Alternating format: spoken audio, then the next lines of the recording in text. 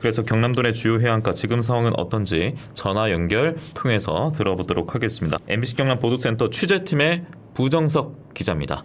부정석 기자 들리십니까? 네, 안녕하십니까? 예, 태풍 카눈 경남 남해안을 향해서 올라오고 있습니다. 경남 전역이 태풍 영향권에 들어가 있는데 현재 경남 전역 많은 비와 또 강한 바람이 불고 있지 않을까 앞서 전화 연결 통해서 제가 확인해봤고 아직까지는 큰 반응은 없는 것 같습니다. 하지만 내일 아침이 중요하지 않겠습니까? 네, 그렇습니다. 제6호 태풍 카눈은 저녁 6시 기준 현재 서귀포 남동쪽 약 200km 부근 해상에서 시속 16km 속도로 북서진 중입니다. 예.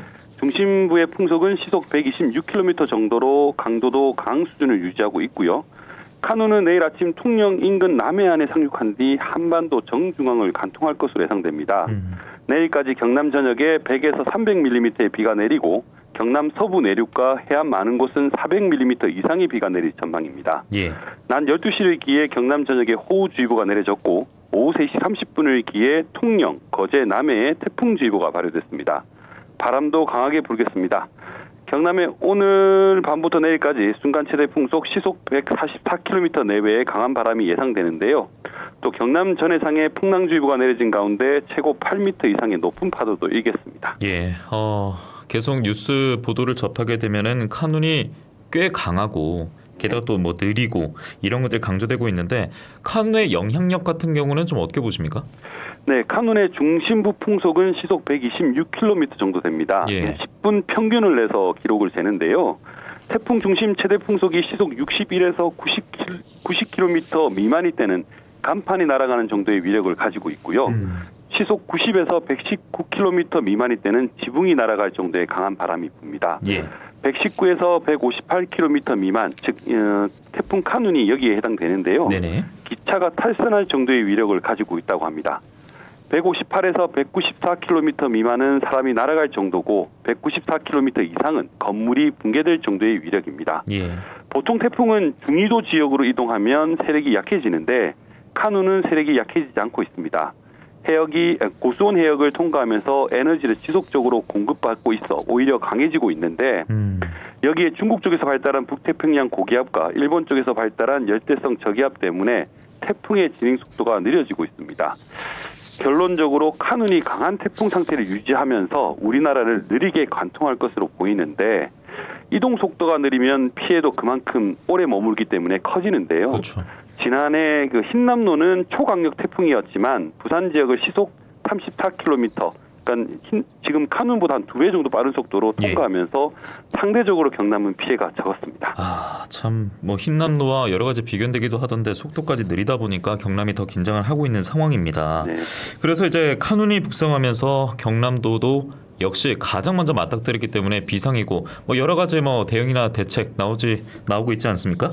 예, 그렇습니다. 예. 우선 경남교육청이 학교 등교 시간과 태풍 상륙 시간이 겹쳐 내일 하루 모든 학교가 원격 수업으로 진행하기로 했다고 밝혔습니다. 예. 경남 대부분 학교가 현재 방학 중이긴 한데 내일 기준 개학한 곳은 유치원 112곳과 초등학교 9곳, 중학교 29곳, 고등학교 70곳, 그리고 특수학교 2곳 등 모두 222곳입니다. 예. 또 경남 지역 13개 항로 여객선 23척 모두 어제부터 운항이 중단됐고요. 15,000여 척의 어선들이 주요 항구에 대피해 있습니다. 김해공항은 오늘 오후 2시 40분 제주로 향하는 항공편을 시작으로 47건의 항공편이 개항됐습니다. 경상남도는 비상 2단계를 가동하고 재취약시설 1,500여 곳을 사전 통제했습니다. 이와 함께 임시 주거시설 1,400여 곳을 지정하고 위험지역 주민 2,000여 명에게 대피할 것을 당부했습니다. 지리산은 오늘 새벽부터 54개 탐방로 전체가 폐쇄됐습니다. 예. 이번 태풍 카눈은 앞서 말씀드린 것처럼 강한 바람뿐만 아니라 짧은 시간대 특정 지역에 많은 비가 내리는 현상 강수대를 포함하고 있어 태풍의 직접 영향권에 드는 경남 지역 각별한 주의가 필요해 보입니다. 네. 그리고 부정석 기자 여름 태풍으로 이례적이다 이번 태풍이 이런 얘기 있던데 이건 무슨 말입니까? 네, 사실 일반적으로 태풍이 발생하는 데는 뭐 8월과 9월 큰 차이는 없고 예. 북태평양 고기압이 확장하는 8월 그리고 축소하는 9월에는 이 북태평양 고기압 그 가장자리를 따라 이동하기 때문에 태풍의 진로가 차이가 납니다. 예. 기후 변화로 북태평양 고기압이 커지면서 제트 기류가 북편에서 북쪽으로 올라와서 태풍이 점점 더 북상하는 경향을 보이고 있는데요. 예. 가을엔 여름보다 바다에 열이 많아 태풍이 발달하기 좋고 남하는 차가운 공기 때문에 많은 비를 뿌리는 경향이 있습니다. 그만큼 태풍이 위력적이라는 말인데 태풍이 위력적이다 보니 아무래도 더 많이 발생하는 것처럼 느껴지는 뿐 실제로는 8월에 태풍이 더 많이 발생하고 있고 우리나라에 영향을 미치는 태풍도 8월 태풍이 가장 많습니다. 예.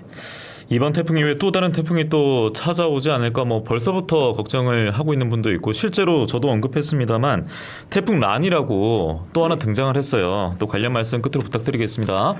네, 말씀하신 것처럼 태풍 란 7호 태풍도 이제 일본을 향해서 다가가고 있고요. 예. 올해는 지금까지 7개의 태풍, 란을 포함해서 7개의 태풍이 발생했는데 보통 이 시기까지 보통 9개 정도의 태풍이 발생을 하고 있고요. 예. 올해는 2개 정도가 적게 발생한 상황입니다. 예. 문제는 7호 태풍 란이 북위 23.7도에서 발생하고 작년 흰남노도 북위 26.9도에서 발생한 것처럼 태풍의 발생 위치가 해수면 온도 상승으로 계속 북상하고 있다는 겁니다. 예. 이 말은 다시 말하면 우리나라에 영향을 미치는 태풍이 그만큼 더 많아지고 있다는 말입니다. 알겠습니다. 여기까지 하겠습니다. 고맙습니다. 네. 네.